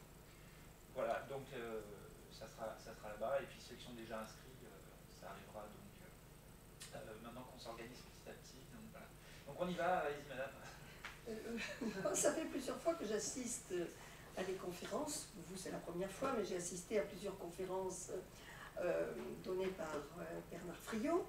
Alors, chaque fois, pour moi, bon, c'est souvent des conférences très Ce sont des conférences très denses avec beaucoup de notions dont moi, les notions économiques, je ne les ai pas et j'ai toujours des difficultés pour entrer dans la compréhension globale. Et pour moi, il me faut beaucoup de temps. Mais chaque fois, je suis très perturbée par ce que vous dites, parce que ça va tout à fait à l'encontre de moi, de ce que je dis. Moi, en tant que militante syndicale, je suis à la FSU, je travaille sur les problèmes de santé, et je ne sais pas si je dois me mettre des tonnes de cendres sur la tête, mais je fais tout ce que vous avez dénoncé. Absolument. Alors, je suis très troublée chaque fois. Je sais que je ne travaille pas assez. Je commence un peu à travailler à partir de ce que dit Bernard Friot. Je ne le fais pas tout à fait en profondeur. Je suis peut-être lente. Est-ce que, entre parenthèses, est-ce qu'il est prévu un résumé, un document sur ces conférences qu'on peut avoir, parce que moi, j'ai pris quelques notes, mais je sais que je vais bien oublier, et que pour travailler, j'ai besoin d'écrit. Bon, je suis une vieille génération qui fait comme ça. Alors, sur un tas de points, j'adhère beaucoup. Je vais dire simplement sur ce quoi j'accroche vraiment. Alors, une des choses, peut-être vous ne l'avez pas dit aujourd'hui, mais que Bernard Friot avait dit, c'était peut-être hier. Non, c'était la semaine dernière, oui. C'est qu'il déconnecte la retraite avec les annuités. En disant, quelle que soit la quantité de travail qu'on a pu fournir pendant la vie, la retraite doit être, alors je ne sais pas quelle est l'expression qui dit, 100% du salaire net, je crois. Hein. Bon, alors moi, quelqu'un qui aurait participé à la production de richesse pendant toute sa vie et quelqu'un qui ne l'aurait pas fait, pour moi, c'est quand même pas pareil. Il n'a pas participé à la vie sociale de la même façon. Voilà, donc ça, c'est une question sur laquelle je bute. Une question que je pose aussi, c'est que, à partir de ce que vous avez dit sur les investissements, il n'y a pas la question de la propriété des entreprises. Alors, ces entreprises, en fin de compte, elles sont subventionnées par le travail de tout le monde, par la richesse produite, mais à qui elles appartiennent? Alors donc, c'est un point que je me pose. Alors, et puis, un petit point de détail qui va vous paraître peut-être un peu ridicule. Moi, je me pose longtemps la question de savoir pourquoi il y a deux types de cotisations sociales. Parce que je suis d'accord sur la cotisation sociale comme étant un salaire pris sur la valeur ajoutée. Bon, mais alors pourquoi les cotisations salariales? Et je ne suis pas capable d'en discuter avec les copains lorsqu'on fait des réunions sur les problèmes de santé et en particulier sur les problèmes de financement, parce que je travaille surtout sur les problèmes de financement. Voilà, alors c'est les choses les plus importantes que je voulais dire. Pour la CSG, une autre question. Moi, je suis tout à fait contre la CSG et ce n'est pas toujours facile dans les syndicats de faire adopter cette position contre la CSG. Il y a des positions différentes. Est-ce que les entreprises, certaines entreprises, payent la CSG? Moi, je me bats pour dire non, mais peut-être je dis des bêtises. Voilà.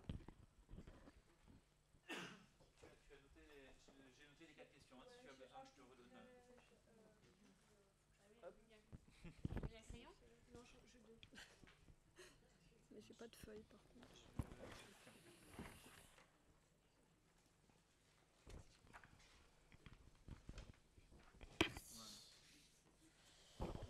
Ouais, c'est bon, non, c'est bon.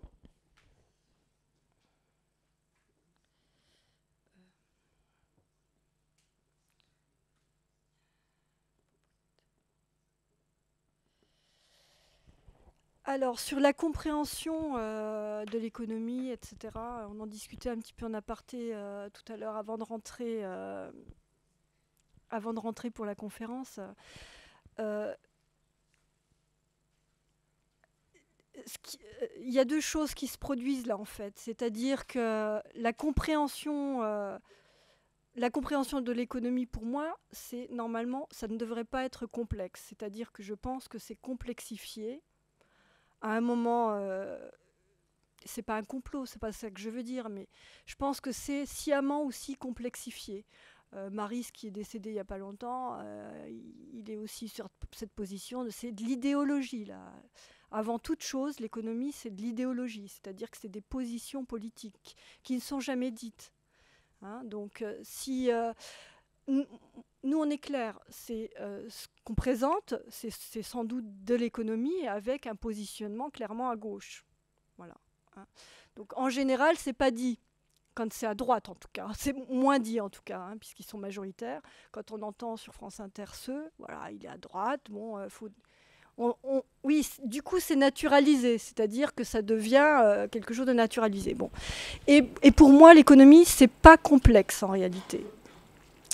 Mais c'est devenu complexifié parce que les choses ont été complexifiées par les économistes, enfin ceux qui se disent économistes, mais qui sont idéologues. Et c'est d'autant plus compliqué sans doute de nous percevoir, nous, qu'on bouscule l'idéologie dominante, voire certaines idéologies dominées. Puisque notre vision des choses produit un espèce de retournement de cerveau, je ne sais pas comment on peut dire ça, et on le voit bien à chaque fois qu'on fait des conférences, tous ceux qui interviennent à Réseau Salariat, ils font un retournement de cerveau, et moi, il s'est produit il y a 20 ans. Donc, voilà, mais je suis passée aussi, comme vous, par une période où, là, non, mais c'était pas possible, quoi. Puis, à un moment, on passe un stade, tac, ça passe.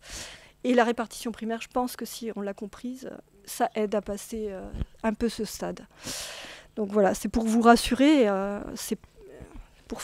par rapport à ça. C'est tout à fait normal que vous ayez besoin de noter, machin et tout, de lire.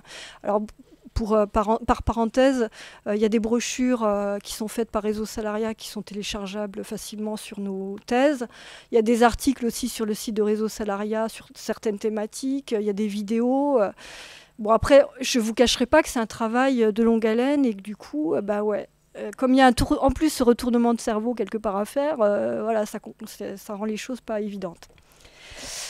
Sur la question des annuités, vous dites, moi je ne suis pas d'accord avec le fait qu'il y en a qui n'ont pas travaillé, et du coup, en gros, ils n'ont pas droit à une retraite pleine et entière, comme celui qui aurait travaillé, parce qu'il aurait une utilité sociale, il aurait produit pour la collectivité, etc. Donc déjà là, nous, on fait la différence entre travail et emploi. D'accord ? Donc c'est pas parce qu'on n'a pas travaillé dans l'emploi qu'on n'a pas travaillé. Ma mère ou votre mère, ou je dis souvent les femmes, parce qu'elles ont éduqué les enfants, elles ont passé leur vie à travailler, elles n'étaient jamais dans l'emploi, et elles se retrouvent avec le minimum vieillesse. Est-ce qu'elles ont mérité ça ? Non. Voilà. Donc pour nous, il y a vraiment cette différence fondamentale entre le travail et l'emploi qu'il faut absolument se mettre dans la tête, quoi. Et je le vois aussi au sein de mon syndicat, ils ne reconnaissent pas le travail hors de l'emploi. Pour eux, quelqu'un qui n'est pas dans l'emploi ne travaille pas. Et ils sont du coup sur des positions qui sont gênantes, c'est-à-dire qu'ils vont défendre du coup les risques professionnels, retraite et chômage. Aussi. Bon, voilà. Bon. Donc du coup, il y a toujours cette partie-là, à mon avis, enfin cette déconnexion qu'il faut absolument faire entre travail et emploi et veiller à ça.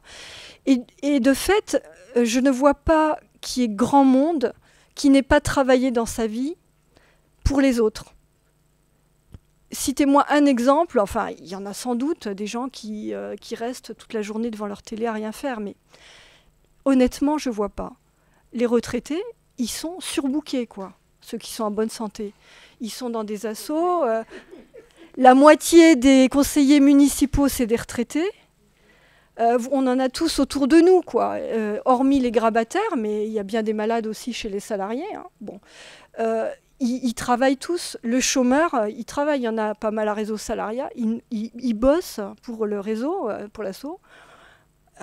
À temps plein, quoi, quasiment. Donc, ils travaillent pour le collectif. Les intermittents du spectacle aussi. Est-ce qu'il y a des statistiques sur justement l'activité du chômeur? Est-ce que ça existe? Très peu. C'est très peu. Alors, j'avais lu la moitié des retraités qui sont dans les conseils municipaux, par exemple, ça, je l'ai lu dans un bouquin de Andersen. Voilà. Mais il y a l'adresse aussi, la direction de la recherche dans les sciences sociales au ministère des Sciences, qui produit des choses sur la retraite. Mais ils vont... Bon.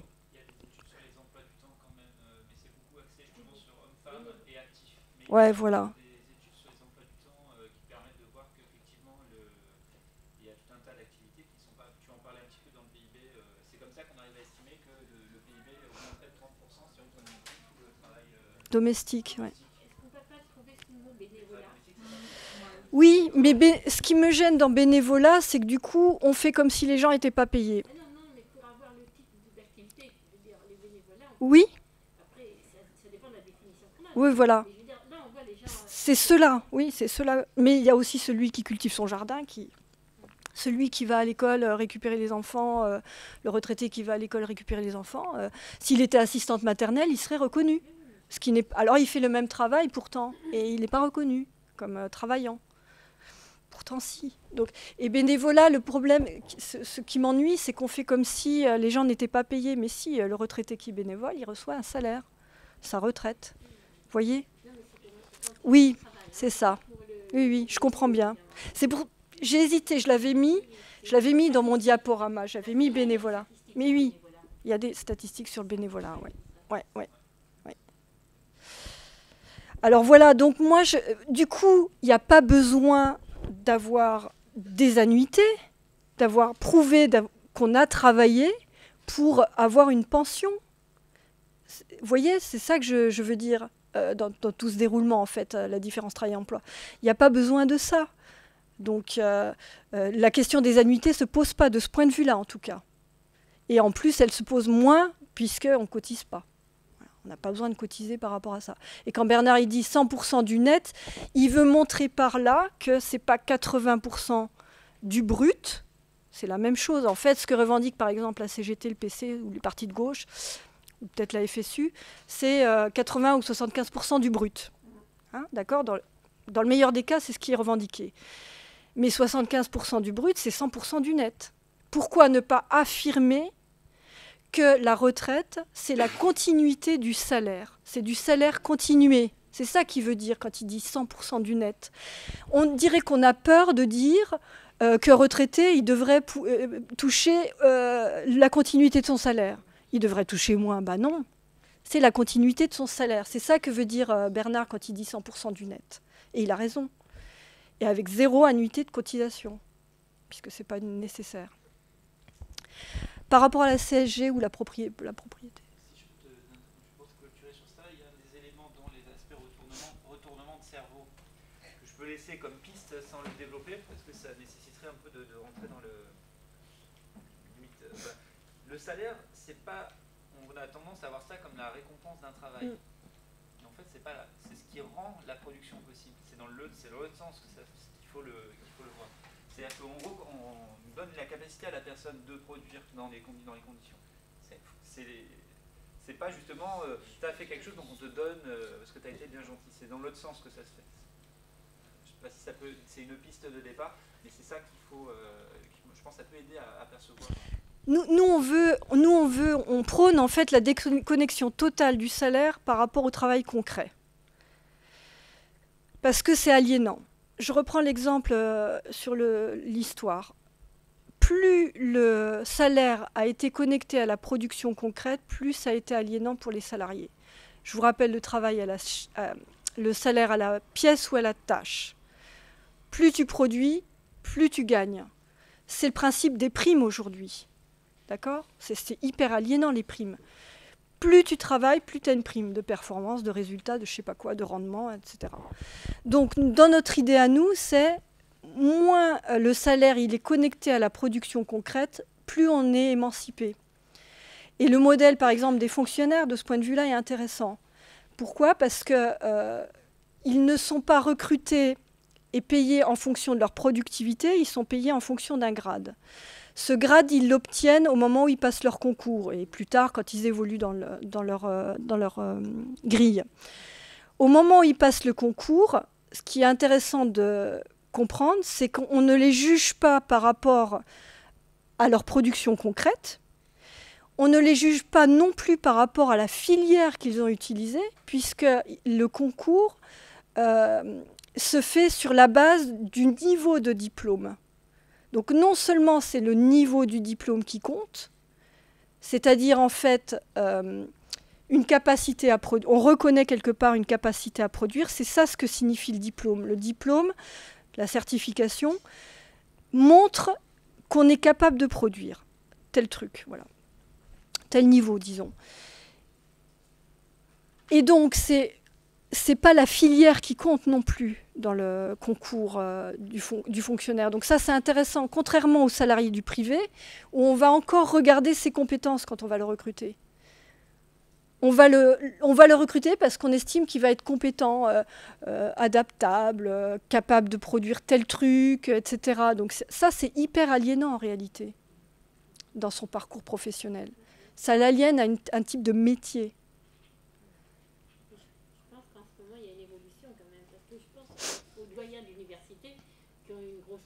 Oui. Donc, oui. Voilà. Et en même temps, c'est peut-être aliénant pour eux, mais c'est aliénant pour le personnel. Bien sûr. C'est coercitif. C'est ça. Mais dès l'instant où on rapproche une rémunération d'une production concrète, c'est aliénant, en fait. Et plus on s'en défait, et moins c'est aliénant, plus c'est émancipateur.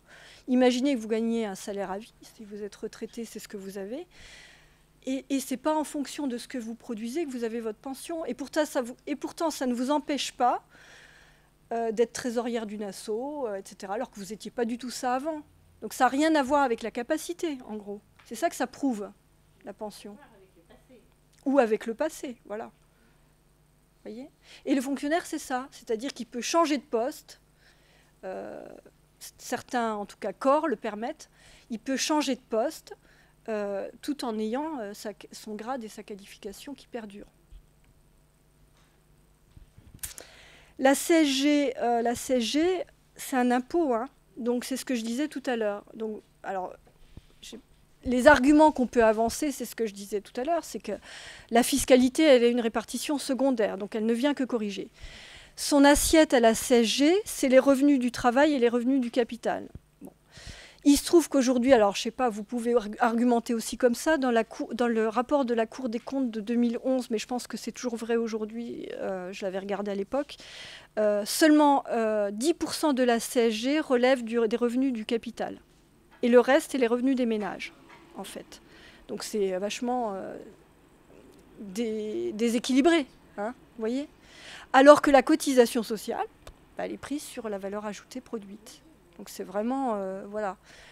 Non seulement c'est un impôt, c'est-à-dire que ça vient en répartition secondaire, donc ça valide le système capitaliste. Ça, c'est quand même l'argument massu pour moi. Et en plus, ça se confirme dans le fait même qu'au bout du bout, l'assiette de la CSG, c'est pour 10% seulement des revenus du capital et pour 90% des revenus des ménages. Alors, votre autre question sur la propriété. Mais les entreprises, elles appartiennent aux salariés et aux indépendants. Qui sont les propriétaires? C'est les salariés et les indépendants. Actuellement? Non, dans notre modèle. Ah, puisque votre question, elle portait sur notre modèle. Oui, d'accord. Donc, toute l'idée de Réseau Salariat, c'est de redonner aux producteurs que nous sommes. Voilà, hein, donc...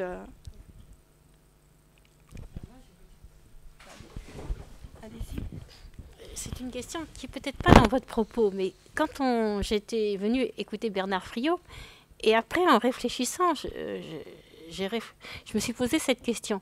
On va vers une évolution du travail très différente, hein, et vers cette robotisation qui fait qu'il y aura beaucoup moins de possibilités de travail sur le marché. Comment ça peut se mettre dans votre modèle? Vous voyez, c'est pas du tout ce que vous développez, mais j'y ai quand même pensé.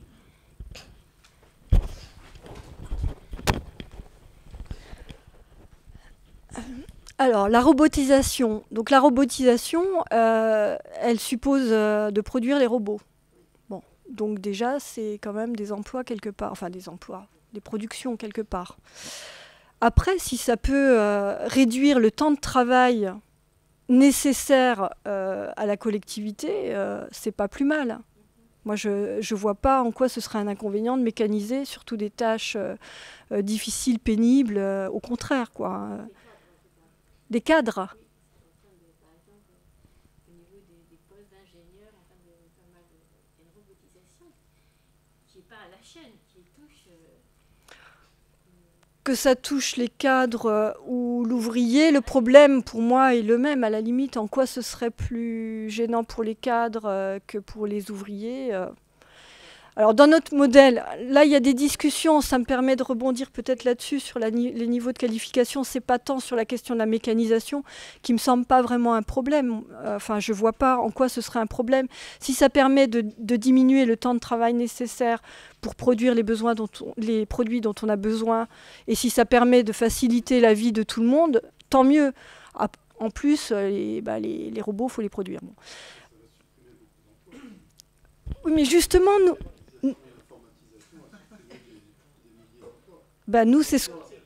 oui, mais c'est ce qu'on veut, nous, supprimer les emplois. On veut supprimer le marché du travail. Oui, c'est ça, complètement. Ah oui, oui, tout à fait. C'est ça, ouais. Oui, oui. Mais tout à fait. Tout à fait. Mais c'est déjà en route depuis des années. Il n'y a pas de raison que ça s'arrête. Je ne sais pas si ça s'accélère. Peut-être, je ne sais pas si ça s'accélère. Bon, c'est un autre débat peut-être ça. Mais, et je ne suis pas assez calée à la limite pour répondre par rapport à ça. Par contre, ça me permet de rebondir sur un débat qu'on a à l'interne de Réseau Salariat sur la question des niveaux de qualification. Parce que vous abordiez la question des cadres, des ingénieurs, etc. À Réseau Salariat, on dit... il faudrait prévoir 4 niveaux de qualification, c'est-à-dire 4 niveaux de salaire. Voilà. Et puis, il y en a d'autres dont je fais partie qui disent moi, je ne vois pas pourquoi il n'y aurait pas un salaire unique pour tout le monde. Bon, ça fait partie des débats. Et la justification, alors je vous le soumets, hein, voilà, la justification de 4 niveaux de qualification, ça pourrait être 3 ou 4 ou 5, bon, c'est pas tant le chiffre qui compte, il ne faut juste pas qu'il y ait un gros écart. C'est de dire, ça permet déjà de ne pas figer les gens dans un seul salaire, donc c'est peut-être pas moins décourageant, mais surtout le gros argument qui est avancé, c'est de dire, il faut des lieux pour gérer les conflits. Et les conventions collectives, notamment, voilà, les niveaux de qualification sont des lieux de conflit. Donc ça, il ne faut pas le nier, effectivement. Dans toute société, il faut prévoir des lieux de conflit. C'est comme ça qu'on évite la guerre. Donc, la réponse qui est avancée, c'est de dire, voilà, puisqu'il y a 4 niveaux de qualification, autant que les gens soient en conflit pour décider des critères de niveau de qualification et de manière à canaliser ces lieux de conflit. Bon, moi, je suis moyennement convaincue. Mon argument est de dire, il y a d'autres lieux de conflit qui existent dans notre schéma, hein, il y aura des associations, et les associations, si vous en faites partie, vous voyez bien qu'il y a des conflits. Les syndicats, il y a des lieux de conflit là aussi. Les caisses d'investissement et les critères qu'il faudra décider pour affecter tel investissement, c'est des lieux de conflit. Donc pour moi, ça ne justifie pas, si c'est cet argument-là qu'il faut retenir, qu'il y ait 4 niveaux de qualification et donc 4 niveaux de salaire différents. Je vous soumets simplement à un minoritaire à penser qu'il ne faudrait qu'un seul niveau de salaire à vie. Voilà, ils sont majoritaires à penser 4. C'est ça en fait l'un des enjeux, qu'il y aurait 4 niveaux de qualification, c'est 4 niveaux de salaire différents. Donc avec quelle que soit la tâche effectuée. Ouais, voilà. Alors c'est-à-dire oui, c'est à un moment donné. Non. Moi je vois mon gamin, si je lui dis ton salaire pour la vie va rester devant sa tête. Non, je crois pas. Enfin, c'est un enfant, ok. Mais moi, on est tous on est convaincus pour observer les choses. Pourquoi les chômeurs, ils glandent pas, quoi? Les intermittents du spectacle, ils glandent pas. Ils ont des moments de chômage assez longs. Comment? C'est un pari sur le fait que le travail, pour nous, c'est un élément anthropologique, intrinsèque à l'être humain. Voilà. C'est un besoin de travailler, de produire. Voilà. Donc, nous, on ne craint pas ça, en fait. Et les 4 niveaux de qualification correspondent à 4 niveaux de salaire. Et l'idée, parmi ceux qui sont d'accord avec ça, c'est de passer des épreuves, alors lesquelles il faut y réfléchir. Moi aussi, là-dessus, je suis un peu réservée. Quand je vois ma gamine qui doit passer ses épreuves, à chaque fois, elle flippe à mort. Je ne vois pas l'intérêt de faire ces épreuves de plus. Bon, enfin, il faut peut-être réfléchir à des épreuves pas trop traumatisantes, peut-être. J'en sais rien. Et donc, voilà, c'est des épreuves qui permettraient de passer d'une gradation à l'autre, tout simplement, voilà.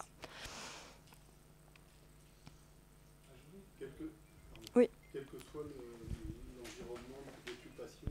C'est ça, indépendamment du travail, concret. Avoir un collègue à côté qui soit sur des tâches moins qualifiantes, on va dire, Voilà, un salaire supérieur. aucun rapport. Ouais. Par exemple, il y en a qui... Comment? Oui. Oui, c'est ça. Les professions dites manuelles Hum. font beaucoup plus de travail que des... Oui, puis plus salutaire que les traders, par exemple. Voilà. Mais oui, c'est des niveaux de gradation qui n'ont rien à voir avec le travail concret. Tout le monde. Alors, l'idée, c'est qu'à 18 ans, tout le monde démarre avec un niveau de salaire et une qualification 1, niveau 1, et peut, s'il le souhaite, au cours de sa vie, passer des épreuves pour passer de 1 à 4. Ça, c'est ce que je disais tout à l'heure, ça pourrait être avant. Nous, on est sur l'idée, quand même pas de la naissance, on est sur l'idée que cet âge-là est un âge politique, c'est-à-dire que c'est l'âge où on est en capacité de décider et donc de faire partie, par exemple, des caisses d'investissement, etc. Et donc, c'est lié. Imaginez un système de capitalisation de 0 à 18 ans qui permettrait un démarrage dans la vie, une acquisition d'entreprise, enfin une création d'entreprise plus facile avec ce capital. Alors, oui, ça tombe bien parce que c'est une question auquel tu n'as pas pu répondre, je pense. Je n'ai pas été jusqu'au bout. Aborder une question sur la... Je précise, il va nous rester maximum 10 minutes. D'accord. Il faut qu'on parte, après sinon il y a l'alarme. Et tout se ferme. 10 minutes, voilà, 10 minutes pour... On a 5 minutes pour manger. Donc, on a 5 minutes alors. Voilà. Oui. À 21h, personne. Je voulais... On peut se trouver dans un café pendant encore un peu de temps pour échanger. Oui, je voulais évoquer un thème bien clarifié, la notion de qualification, parce qu'en fait, c'est lié à la valeur économique qu'on apporte quand on dit qualification. C'est la valeur économique. Alors, Bernard Friot faisait bien la distinction finalement entre l'étudiant qui sort avec son diplôme de l'école de commerce, par exemple, qui n'est pas qualifié. Lui, il est certifié, simplement certifié. Voilà. Et la femme de ménage, elle, qui a un travail, même si elle n'a aucun diplôme, elle est qualifiée. D'accord, oui, donc ça c'est important de bien... Elle a une qualification personnelle, oui. Oui.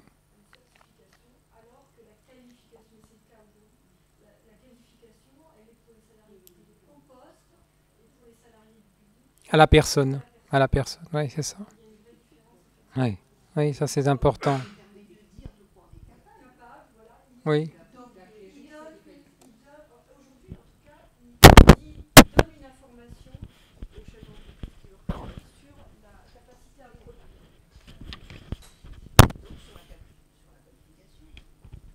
Aujourd'hui, à l'heure actuelle, c'est comme ça. Et dans notre idée, ce ne serait pas lié à la production, cette qualification. Et elle pourrait être faite, par exemple, quand même, malgré tout, sur des critères de diplôme. Et la dernière? Oui, la dernière, rapidement. C'est pour répondre au monsieur là, par rapport à son fils. C'est vrai que pour les parents, c'est très agaçant de voir les gamins passer leur vie devant... Enfin, mais on dit en tant que pédagogue que jouer, c'est un apprentissage, c'est se préparer à la vie. Donc peut-être que les nouvelles générations le font de cette façon-là. Mais avant, quand ils faisaient l'école buissonnière ou qu'ils s'amusaient, je ne sais pas, ils apprenaient aussi la vie. Donc je pense que c'est une façon d'apprendre la vie quand même. Si un jour il change. Mais ça change de toute façon. Merci. En tout cas, merci à tous d'être venus et de m'avoir écouté aussi longtemps. C'était très intéressant. Je vous remercie.